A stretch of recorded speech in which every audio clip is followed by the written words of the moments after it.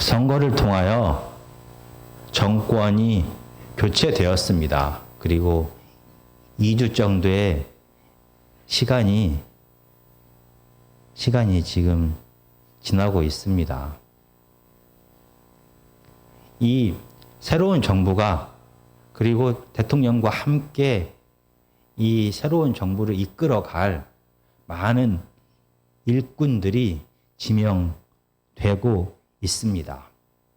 오늘 본문에서도 예수 그리스도를 통하여 하나님의 나라가 선포되었습니다. 이 위대한 사역에 예수님과 함께 할 제자들을 예수님께서 찾으셨습니다. 오늘 하나님의 말씀은 마가복음 1장 16절에서 20절까지입니다. 천천히 함께 읽겠습니다. 시작. 갈릴리 해변으로 지나가시다가 시몬과 그 형제 안드레가 바다에 금을 던지는 것을 보시니 그들은 어부라.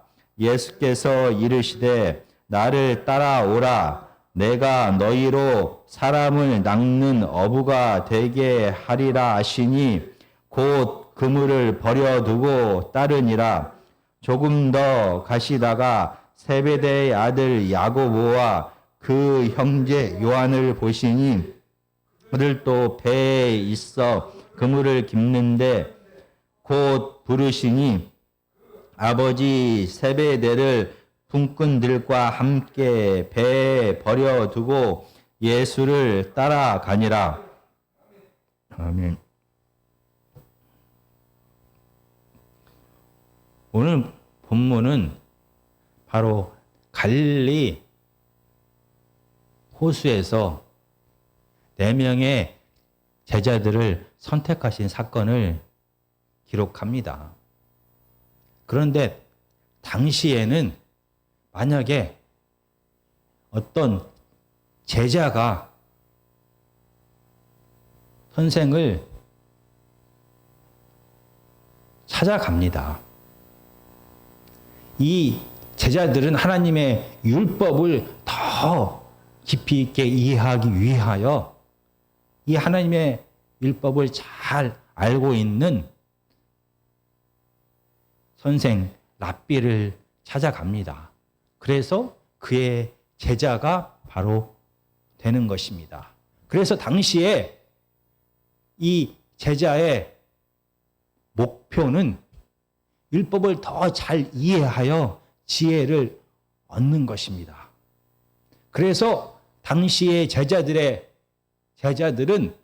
선생 랍비가 아닌 율법에 충성하는 자입니다. 그래서 만약에 어떤 랍비 아래에서 하나님의 율법을 잘 배우다가 더 유능한 선생님이 있을 경우에는 그 선생님에게 찾아가게 됩니다.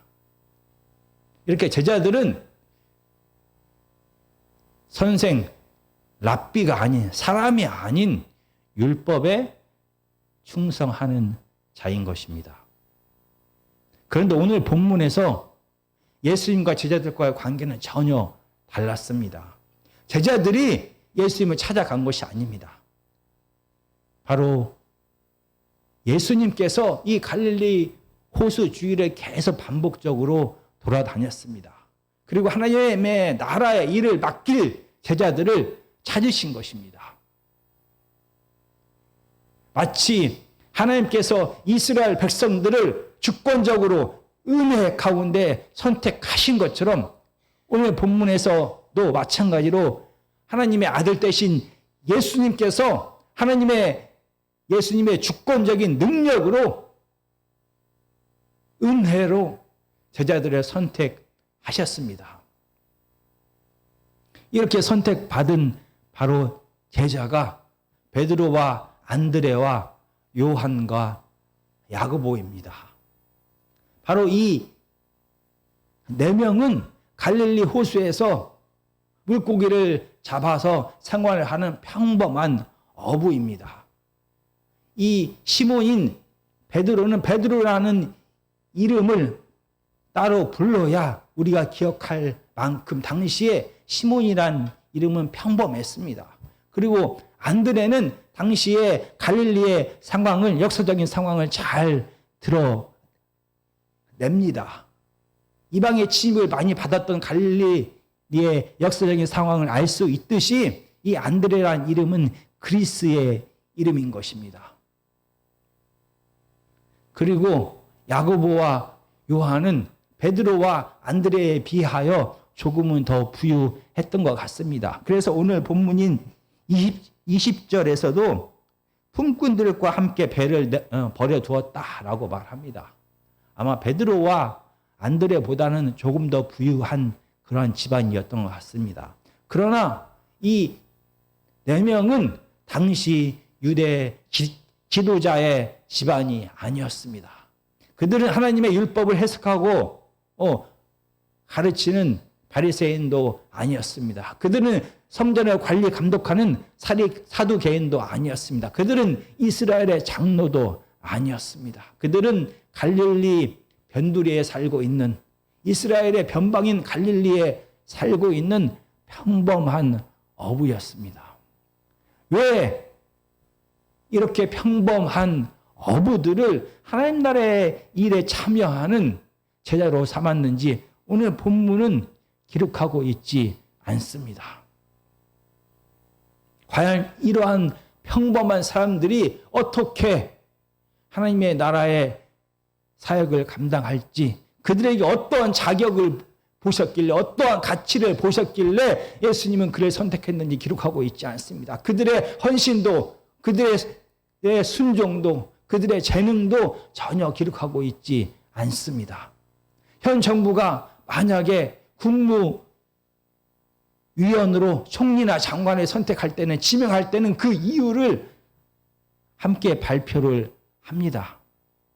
그런데 하나님의 나라의 일꾼을 뽑으면서 오늘 본문은 전혀 왜 이 4명의 평범한 어부들이 하나님 나라의 제자가 되었는지 그 이유를 기록하고 있지 않습니다. 그리고 오늘 본문은 이상합니다. 이런 4명에게 찾아가서 제자가 되라, 나를 따르라 라고 예수님이 말씀하셨을 때 이 제자들의 반응이 이상합니다. 그들은 곧 바로 즉시 예수님의 말씀에 순종합니다. 그래서 모든 것을 내놓고 버려두고 예수님을 따라갑니다. 왜 예수님께서 이 4명을 선택하셨는지 그 이유를 기록하고 있지 않은 마가복음은 역시 왜 그들이, 이 4명의 제자들이 예수님의 말씀에 순종하여 즉시 모든 것을 버리고 예수님을 따랐는지 기록하고 있지 않습니다. 같은 사건을 기록하고 있는 누가복음 5장은 조금 더 우리가 이해할 수가 있습니다. 누가복음 5장에서 제자들은 밤새도록, 이 4명의 제자들은 밤새도록 이 갈릴리 호수에서 물고기를 잡기를 원했습니다. 그러나 아무것도 잡지 못했습니다. 그때 예수님께서 베드로에게 명령하십니다. 그래서 베드로는 예수님의 명령에 순종합니다. 그 결과 이 2배에 가득 물고기를 잡게 됩니다.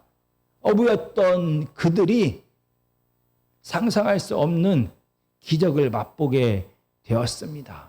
그리고 이미 누가복음 5장, 제자들을 부르신 사건 전에 누가복음 4장에서는 예수 그리스도께서 치유의 사역을 했다라는 것을 기록하고 있습니다.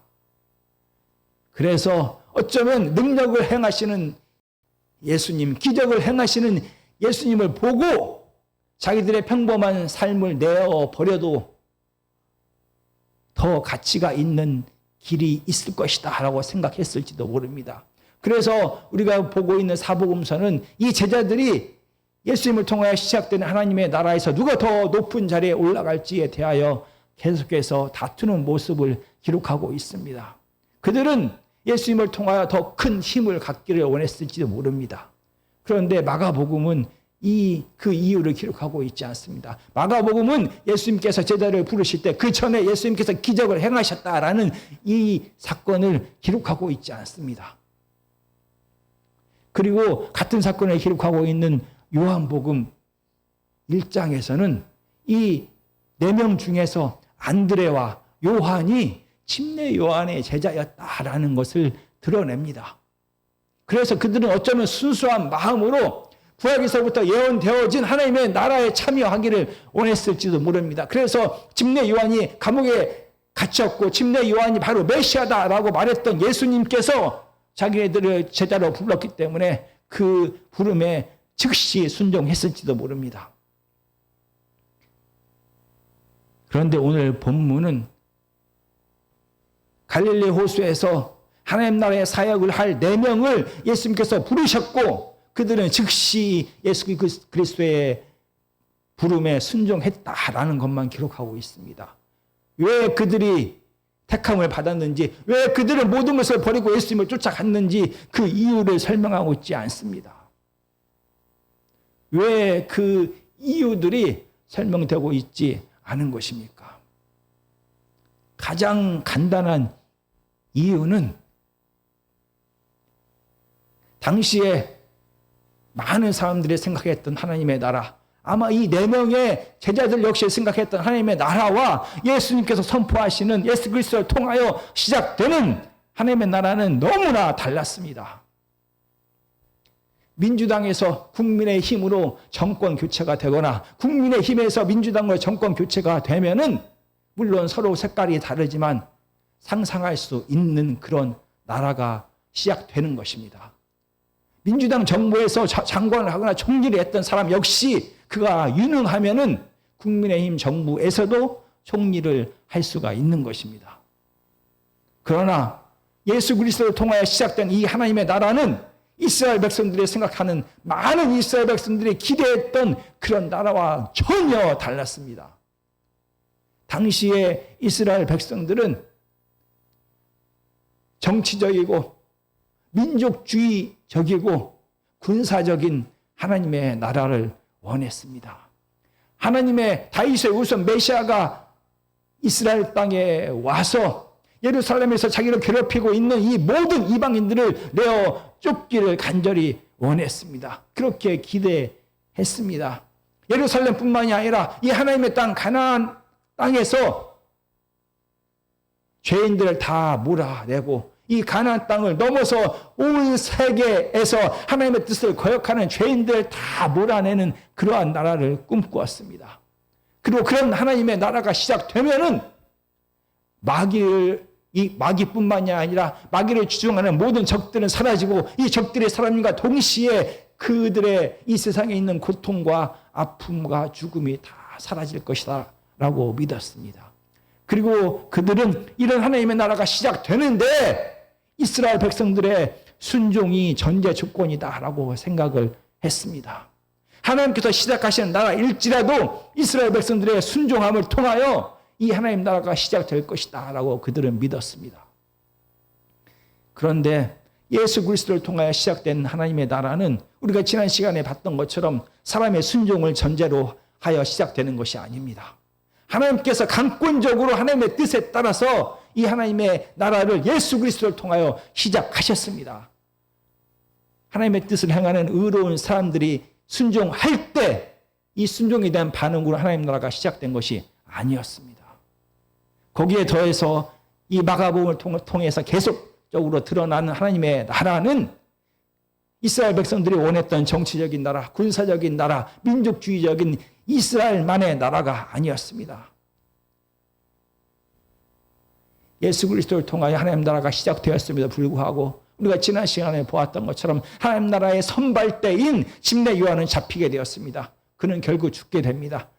그만 잡히고 죽은 것이 아니라 이 하나님 나라를 선포하고 있는 하나님의 아들 되신 예수 그리스도 역시 적들에 의하여 잡히게 되고 십자가에서 죽게 됩니다. 하나님의 나라는 힘으로 제압하는 나라가 아니었습니다. 하나님의 나라는 이스라엘 거룩하다라고 생각하는 이스라엘만의 나라가 아니었습니다. 죄인들이 참여할 수 있는 나라고 이방인이 함께하는 나라가 하나님의 나라였습니다.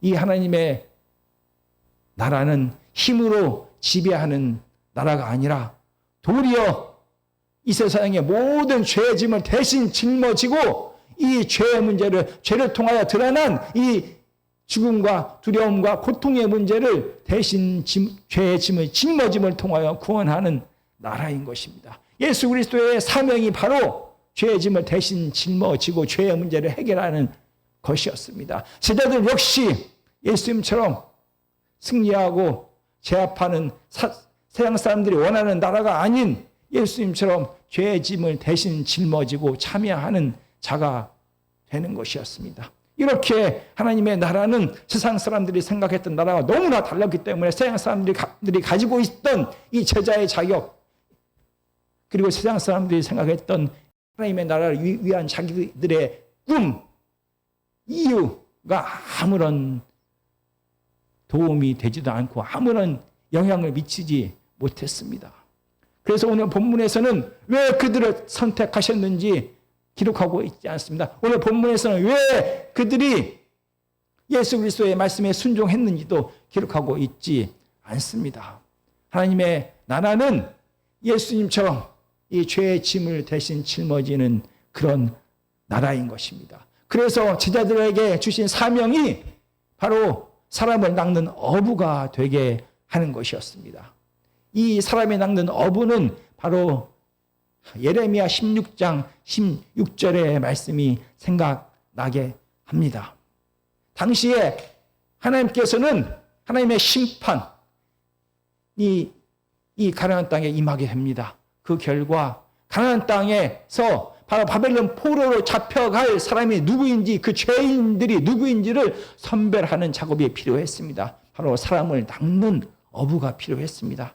그러나 예수 그리스도를 통하여 시작된 하나님의 나라는 힘으로 군사력으로 지배하는 나라가 아니라 죄의 짐을 대신 짊어지는 그런 나라인 것입니다. 그래서 하나님 나라는 이 죄에 매여서 고통당하는 자들을 대신 구원할 그런 어부가 필요했던 것입니다. 이렇게 하나님의 나라는 세상 나라와 전혀 다릅니다. 그래서 하나님의 나라의 제자들을 하나님의 은혜 가운데 이스라엘을 정권적으로 은혜로 주권적으로 선택하신 것처럼 제자들을 은혜 가운데 주권적으로 선택하셨습니다. 이렇게 평범해 보이는 사람들을 통하여 이 하나님의 위대한 나라의 사역이 정말 성공할 수가 있는 것입니까? 오늘 본문은 분명히 말합니다. 17절에 보면은 예수께서 이르시되 나를 따라오라 내가 너희로 사람을 낚는 어부가 되게 하리라 하시니. 하나님의 나라는 사람의 힘과 능력과 지혜로 운영되는 나라가 아닙니다. 하나님의 나라는 사람의 생각과 상상력을 초월하여 도저히 사람들이 생각할 수 없는 그러한 나라인 것입니다. 하나님께서 정권적으로 이끄시는 그러한 나라가 하나님의 나라인 것입니다. 사람의 힘으로, 사람의 순종함으로, 사람의 재능으로 이 하나님 나라가 시작되지 않습니다. 그래서 제자들에게 나를 따르라 라고 예수님은 말씀하시는 것입니다. 이 하나님의 나라는 예수 그리스도를 통해서만이 시작이 되고 유지가 되고 확장이 되는 것입니다. 이 따르다라는 말은 예수님과 같은 방향으로 함께 걸어간다라는 뜻이 됩니다. 예수님과 함께 걸어가야 하기 때문에 지금까지 베드로와 안드레와 요한과 야고보가 그들이 일하고 그들이 생활했던 그 삶의 현장을 다 내려놓고 예수 그리스도를 따라가는 것입니다. 그래서 배를 버리고 그물을 버리고 이 4명의 제자들은 예수님을 따라갔습니다. 눈에 보이는 모든 것들을 버려두고 예수님을 따라갔다라고 말할 수 있습니다. 그러나 이 예수님을 따라갔다는 말 속에는 더 큰 의미가, 더 깊은 의미가 숨어 있는 것입니다. 그들은 그물을 버렸습니다. 세상을 살아가는 힘이 되는, 재능이 되는 자기가 의지하는 능력이 되는 그물을 버렸습니다. 그들은 아버지를 버렸습니다. 그들의 삶의 기준이 되고 그들이 어떻게 살아가야 될지 삶의 가치와 그들의 힘이 되는 가족을 버렸습니다. 그리고 예수 그리스도를 따라갔다라고 말합니다. 그동안 자신이 의지하고 따라갔던 세상의 힘과 쾌락, 모든 질서와 지혜를 다 내려놓고 예수 그리스도를 따라갔다는 뜻이 됩니다. 예수 그리스도의 삶과 예수 그리스도의 말씀에 온전히 순종하는 자가 되었다라는 뜻이 되는 것입니다. 이렇게 세상의 질서와 세상의 가치를 다 내려놓고 예수 그리스도를 통하여 드러난 하나님의 뜻에 온전히 순종하는 자, 예수님께 온전히 순종하는 자, 예수님의 삶을 그대로 닮아가는 갈 때에 비로소 하나님의 나라는 이렇게 예수님 앞에 온전히 순종하는 자들과 함께 유지가 되고 확장이 되는 것입니다. 당시에 율법을 배웠던 제자들은 그들의 삶의 목표가 율법이었습니다. 선생에게 충성하는 것이 아니었습니다. 율법을 통하여, 율법을 잘 가르치는 선생을 통하여 율법을 더 깊이 있게 이해하여 더 지혜로운 자가 되는 것이 그들의 삶의 목표였습니다. 그러나 예수님께서 말씀하신 하나님 나라의 제자는 다릅니다. 하나님 나라의 제자는 예수 그리스도가 목표가 된 것입니다. 예수 그리스도에 끝까지 충성하는 자가 되는 것입니다. 예수님과 함께 끝까지 걸어가는 자가 바로 제자인 것입니다. 예수님과 함께 끝까지 걸어가게 될 때 오늘 본문에서 말하는 것처럼 내가 너희를 사람이 낳는 어부가 되게 하리라 라고 예수님은 약속하셨습니다. 예수님과 함께 계속 변함없이 동행하게 될 때 그들은 점점 예수님을 닮아가는 자가 되는 것입니다. 예수님과 같은 마음을 가지고 예수님처럼 사랑하며 죄의 짐을 대신 짊어지는 삶을 살아가게 되는 것입니다. 제자는 내 성과를 내야만 하는 장관과 다릅니다. 내 지위를 가지고 내가 무엇인가를 드러내야 하는 직책을 가진 자가 아닙니다. 제자는 성과를 내는 장관도 아니고 지위를 가진 자도 아닙니다. 제자는 예수 그리스도를 계속 따라가는 자인 것입니다. 그 결과 예수님과 늘 함께함을 통하여 점점 예수 그리스도를 닮아가는 자가 바로 제자인 것입니다. 하나님의 나라는 이렇게 예수 그리스도와 함께하는 자, 이러한 제자들의 나라가 바로 하나님의 나라이고 이렇게 하나님 앞에 순종하는 하나님 예수 그리스도를 닮아가는 제자들이 더 많아지는 것이 바로 하나님의 나라가 확장되는 것입니다. 오늘 본문은 우리로 하여금 누가 제자인지에 대하여 말합니다. 신약 성경은 특별한 사람, 특별한 재주를 가진 사람, 특별히 헌신하는 사람, 특별히 순종하는 사람, 특별히 재능 있는 사람을 제자로 뽑았다라고 기록하고 있지 않습니다.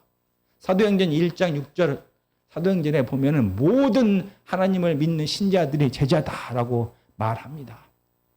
내가 무엇인가를 잘해서 하나님께서 나를 제자로 뽑은 것이 아니라 먼저 택한 것이 아니라 하나님의 정권적인 주권적인 은혜로 우리는 예수 그리스도의 제자가 된 것입니다. 예수 그리스도의 제자가 되었다라는 말은 내가 어떤 지위를 가졌다라는 뜻이 아닙니다. 평생 동안 예수님 앞에 예수님과 함께 그 길을 끝까지 가겠다라는 것이 바로 제자인 것입니다. 평생 동안 예수님께 충성하겠다라는 뜻이 되는 것입니다. 평생 동안 예수님과 함께 하면서 예수님과 같은 마음으로 살아가겠다라는 뜻이 되는 것입니다. 그런 의미로 오늘 본문의 제자 중에 한 명인 야고보는 정말로 성공한 하나님의 뜻에 합한 제자의 삶을 살았습니다. 오늘 본문에 나오는 이 4명의 제자 중에 한 명인 야고보는 사람의 기준으로 봤을 땐 하나님의 나라가 선포되고 초창기에 바로 목배임을 당하게 됩니다. 그가 무슨 일을 했는지, 그가 얼마나 많은 성과를 내었는지